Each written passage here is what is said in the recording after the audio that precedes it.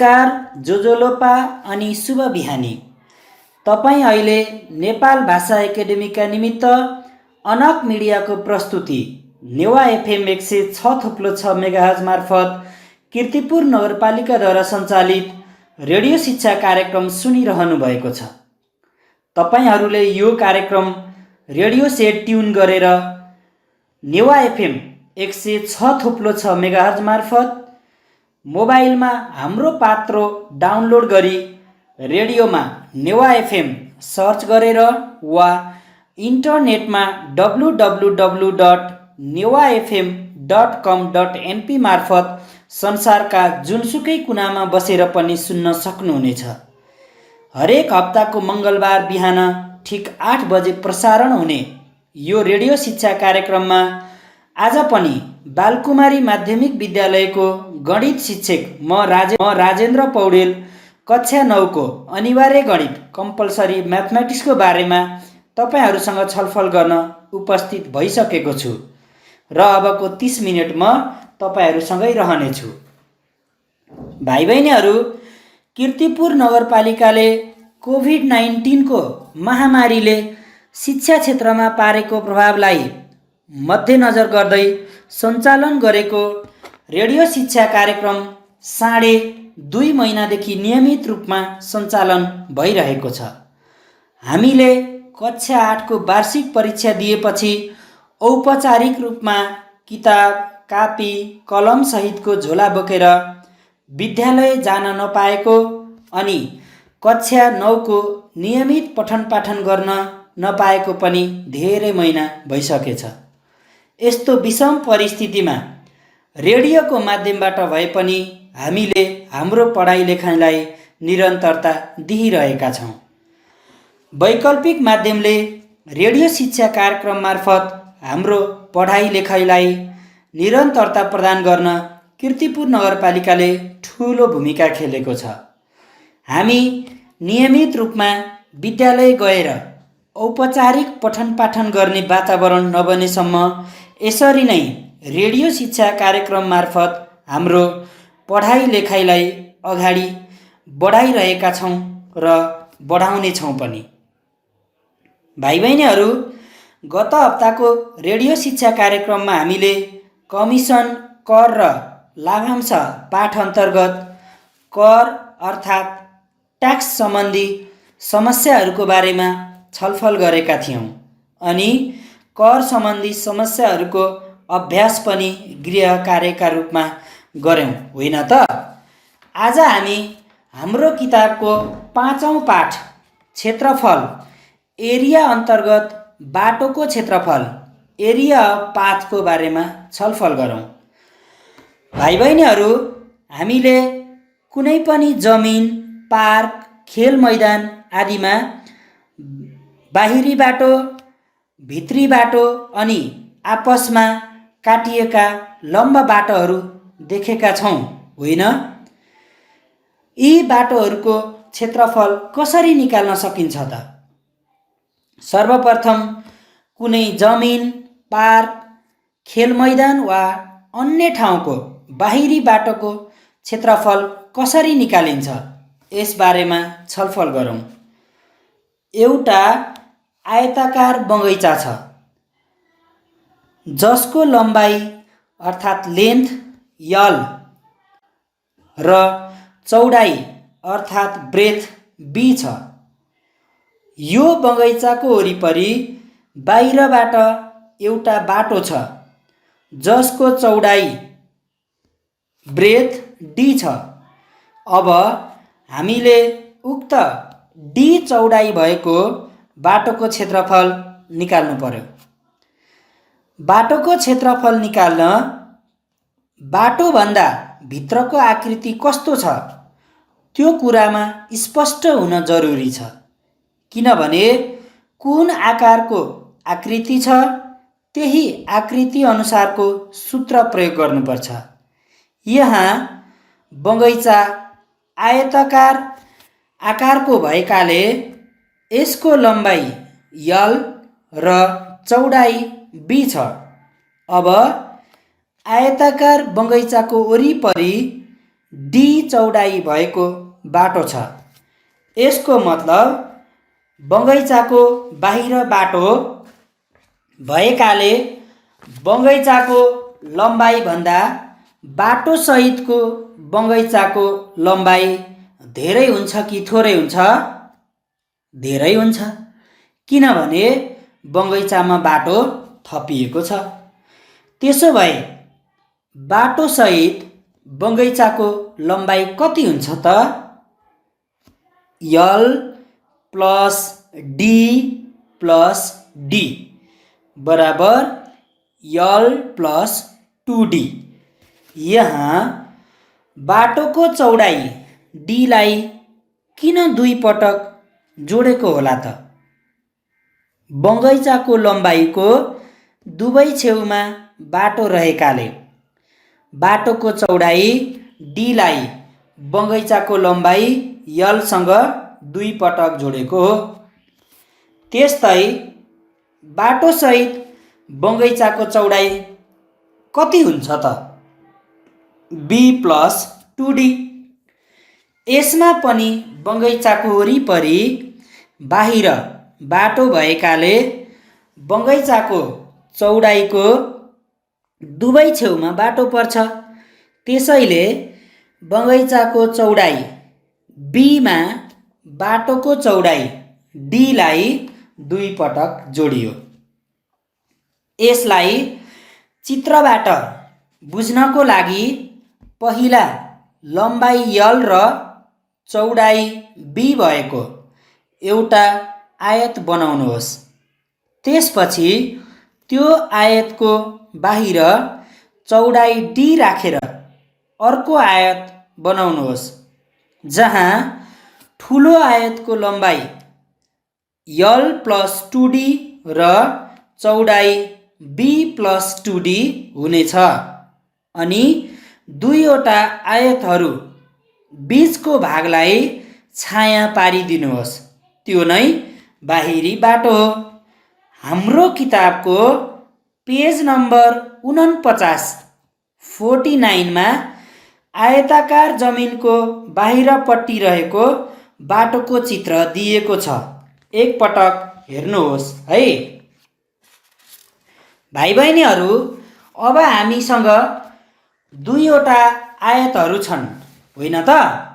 बाहिरी आयत अर्थात् ठुलो आयतको क्षेत्रफललाई A1 र सानो आयत अर्थात् भित्री आयतको क्षेत्रफललाई A2 ले जनायौँ भने बाहिरी आयतको क्षेत्रफल A1 बराबर कति हुन्छ त? तपाईहरूलाई थाहै छ, आयतको क्षेत्रफल बराबर लम्बाइ इन्टु चौडाइ। त्यसो भए A1 बराबर लम्बाइ इन्टु चौडाइ अर्थात् लेन्थ इन्टु ब्रेथ। लम्बाइ कति छ त? यल प्लस 2D अनि चौडाइ बी प्लस 2D बराबर L plus 2D into B plus 2D। गुणन गर्नुहोस् त कति आउँछ? L into B plus 2 L into D plus 2 B into D plus 4D square वर्ग एकाइ। त्यस्तै भित्री आयतको अर्थात् सानो आयतको क्षेत्रफल बराबर कति हुन्छ त? अर्थात् A2 बराबर कति हुन्छ त? यल इन्टु बी वर्ग एकाइ। अब बाहिरी आयतको क्षेत्रफलबाट भित्री आयतको क्षेत्रफल घटाउँदा के को क्षेत्रफल आउँछ त? बाटोको क्षेत्रफल। त्यसो भए बाटोको क्षेत्रफल A बराबर A1 माइनस A2 हुन्छ। अर्थात् बाटोको क्षेत्रफल बराबर बाहिरी आयतको क्षेत्रफल माइनस भित्री आयतको क्षेत्रफल। अब A1 र A2 का मानहरू राख्नुहोस् त कति आउँछ? L into B plus 2l into d plus 2b into d plus 4d square minus l into b। हिसाब गर्नुहोस् त कति आउँछ 2l into d plus 2b into d plus 4d square। यहाँ 2d कमन आउने भएकाले 2d लाई common लिनुहोस् अनि बाँकीलाई ब्र्याकेट भित्र राख्नुहोस्। त्यसो गर्दा कति आउँछ त 2d bracket l plus b plus 2d वर्ग एकाइ। फेरि एकपटक 2d bracket l plus b plus 2d bracket close वर्ग एकाइ अर्थात् स्क्वायर युनिट। भाइ बहिनीहरू, हामीले आयताकार जमिनको बाहिरी बाटोको क्षेत्रफल निकाल्ने तरिकाबारे छलफल गर्यौं। अब आयताकार जमिनको बाहिरी बाटोको क्षेत्रफलसँग सम्बन्धित एउटा उदाहरण हेरौं। लम्बाई 20 मिटर र चौडाई 14 मिटर भएको आयताकार खेतको वरिपरि बाहिरबाट 2 मिटर चौडा बाटो बनाइएको छ भने उक्त बाटोको क्षेत्रफल कति होला? प्रश्न फेरि एकपटक सुन्नुहोस् है। लम्बाई 20 मिटर अर्थात् 20 मिटर र चौडाई 14 मिटर अर्थात् 14 मिटर भएको आयताकार खेतको वरिपरि बाहिरबाट 2 मिटर चौडा बाटो बनाइएको छ भने उक्त बाटोको क्षेत्रफल कति होला? भाइ बहिनीहरू, यो प्रश्नमा के दिएका छन् अनि निकाल्नुपर्ने कुरा के रहेछ त? यहाँ आयताकार खेतको लम्बाई तथा चौडाई अनि खेतको वरिपरि रहेको बाहिरी बाटोको चौडाई दिएको छ अनि हामीले बाटोको क्षेत्रफल निकाल्नुपर्ने रहेछ, होइन त? अब यो समस्याको गणितीय तरिकाले समाधान गरौँ है।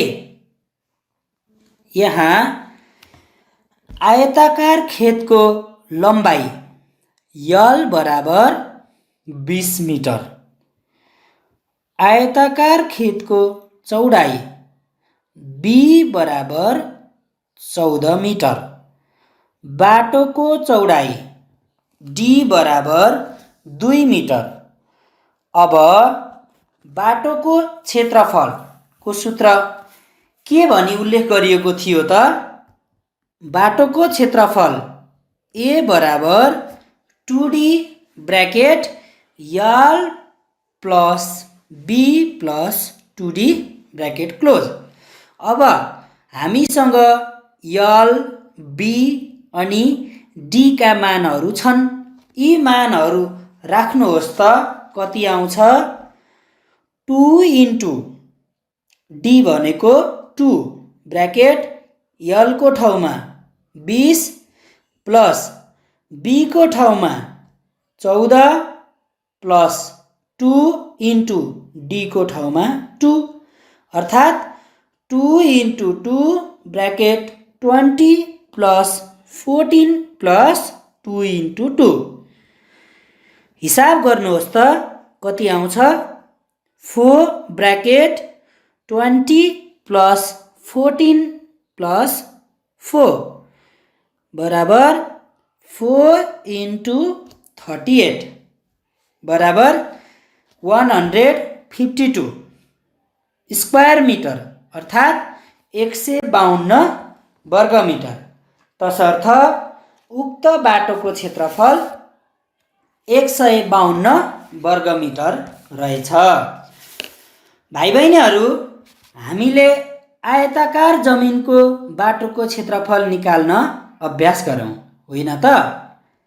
यदि जमिन वर्गाकार भएमा बाटोको क्षेत्रफल कसरी निकाल्ने त? वर्गाकार जमिनमा लम्बाइ र चौडाइ के हुन्छ त?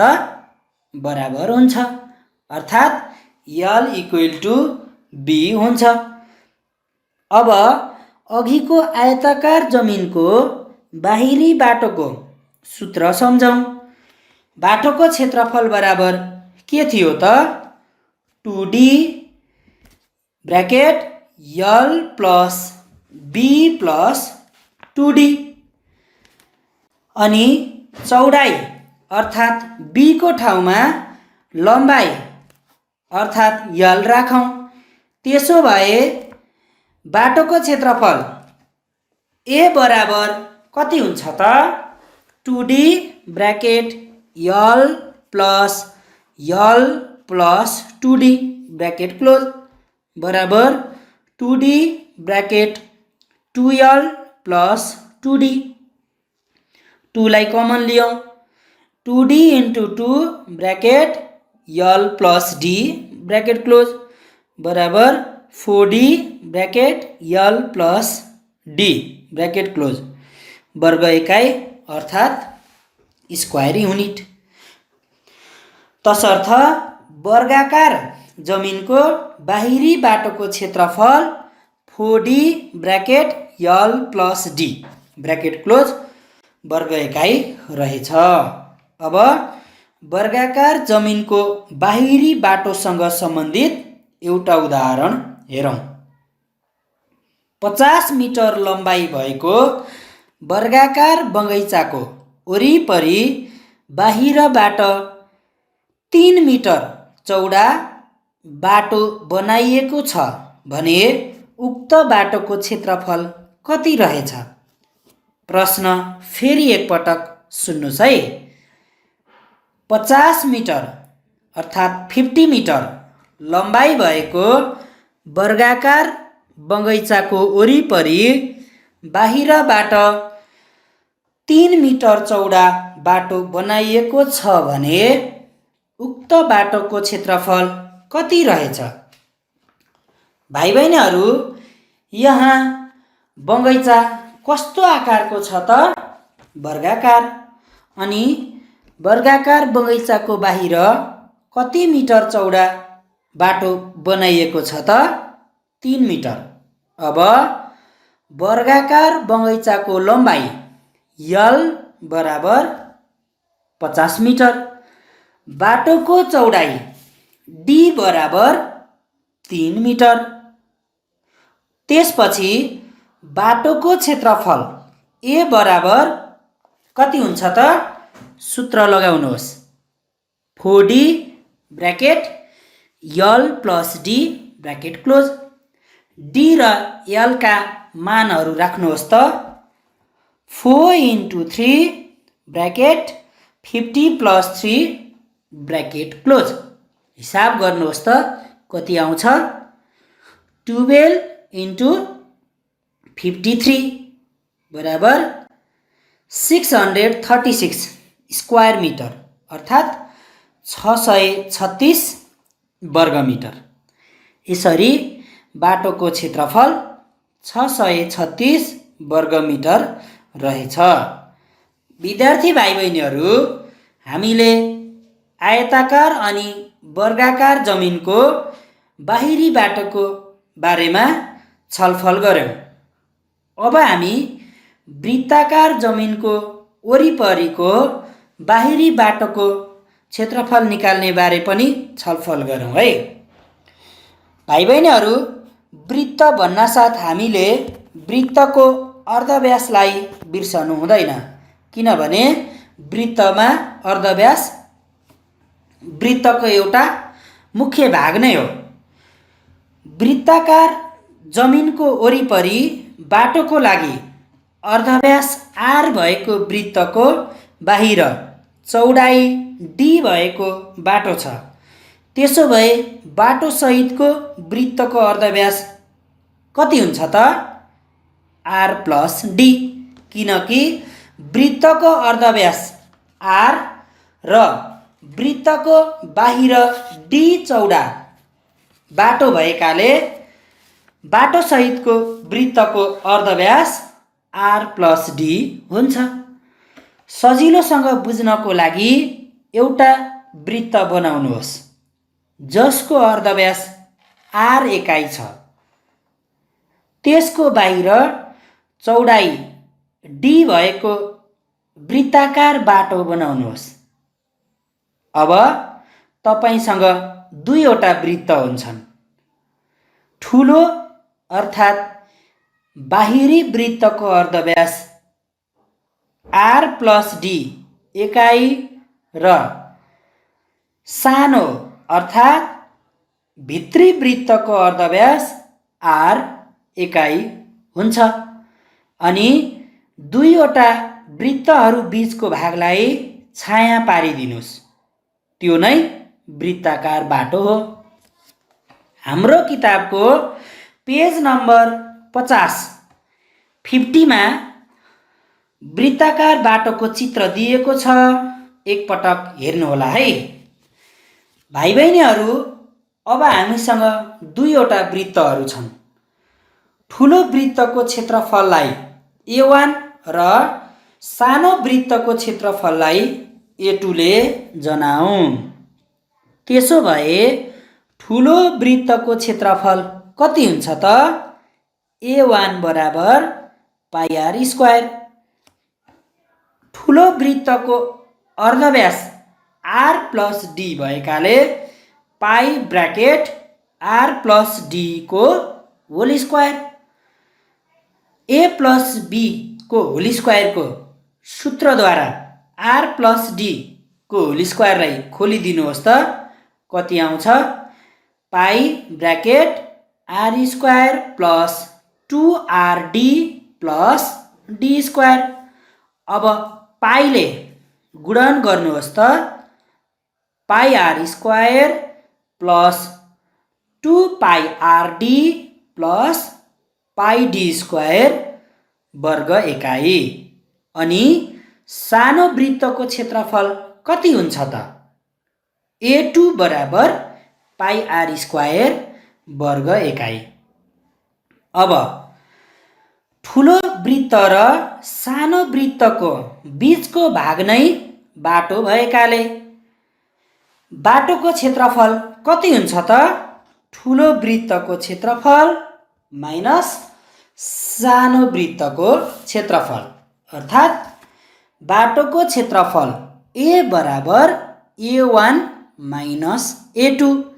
A1 र A2 का मानहरू राख्नुहोस् त pi R square plus 2πrd plus pi D square minus pi R square. हिसाब गर्नुहोस् त कति आउँछ? 2πrd plus pi D square. यहाँ पाई डी कमन लिनुहोस् किनभने दुवै पदहरूमा पाई डी छन्। कमन लिँदा कति भयो त? Pi D bracket 2r plus D bracket close वर्ग एकाइ। जमिनको व्यास अर्थात् डायमिटर डी दिएको अवस्थामा बाटोको क्षेत्रफल A बराबर pi D bracket capital D plus small D वर्ग एकाइ हुन्छ। यहाँ जमिनको व्यासलाई क्यापिटल डी र बाटोको चौडाइलाई स्मल डी ले जनाइएको छ। नजिकिनु होला है। जमिनको व्यासलाई क्यापिटल डी र बाटोको चौडाइलाई स्मल डी ले जनाइएको छ। अब वृत्ताकार जमिनको बाहिरी बाटोको क्षेत्रफल सम्बन्धी एउटा समस्या टिप्नुहोस् अनि समाधान आफै गर्न प्रयत्न गर्नुहोस् है। 130 मिटर अर्धव्यास भएको वृत्ताकार क्रिकेट मैदानको वरिपरि 3 मिटर चौडा बाटो छ भने उक्त बाटोको क्षेत्रफल कति रहेछ? प्रश्न फेरि एकपटक सुन्नुहोस् है। 130 मिटर 130 मिटर अर्धव्यास भएको वृत्ताकार क्रिकेट मैदानको वरिपरि 3 मिटर चौडा बाटो छ भने उक्त बाटोको क्षेत्रफल कति रहेछ? अघि हामीले वृत्ताकार बाटोको क्षेत्रफल बराबर pi D bracket 2r plus D bracket close हुन्छ भनी चर्चा गरेका थियौँ। यहाँ क्रिकेट मैदानको अर्धव्यास r दिएको छ अनि बाटोको चौडाइ d पनि दिएको छ। अब तपाईहरूले सूत्र प्रयोग गरेर बाटोको क्षेत्रफल निकाल्न अभ्यास गर्नुहोस् है। भाइ बहिनीहरू, तपाईहरूले अहिले हामीले छलफल गरेको आयताकार जमिनको बाहिरी बाटोको क्षेत्रफल, वृत्ताकार जमिनको बाहिरी बाटोको क्षेत्रफल अनि वर्गाकार जमिनको बाहिरी बाटोको क्षेत्रफल सम्बन्धी समस्याहरू हाम्रो किताबको पेज नम्बर 55 अर्थात् 55 अभ्यास 5.1 को प्रश्न नम्बर 3 मा 5 मा अनि 7 मा दिएका छन्। तपाईहरूले गृह कार्यको रूपमा अभ्यास 5.1 को प्रश्न नम्बर 3, 5 र 7 गर्नुहोला। Page number 55। यी प्रश्नहरूको समाधान गर्दा तपाईहरूलाई केही अप्ठ्यारो परेमा आफ्नो विद्यालयका गणित विषयका सर मिसहरूसँग मद्दत लिन सक्नुहुनेछ। विद्यार्थी भाइ बहिनीहरू, प्राविधिक कक्षबाट आजको लागि निर्धारित समय सकिएको सङ्केत आएको छ। तपाईहरूलाई आजको कार्यक्रम कस्तो लाग्यो? प्रतिक्रिया दिन नभुल्नुहोला है। अब हामी अर्को हप्ताको मङ्गलबार यसै समयमा उपस्थित हुने नै छौँ।